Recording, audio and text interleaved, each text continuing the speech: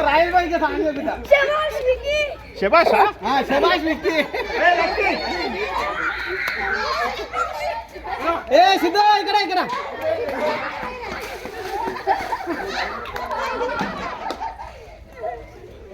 आगो आगो आगो इस्पेटिगा रायल भाई की मत अरे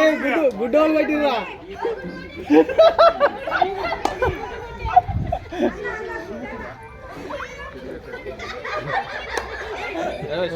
ఎందుకు మా ఇద్దరిని ఏంది అట్లా భయపడుతున్నావు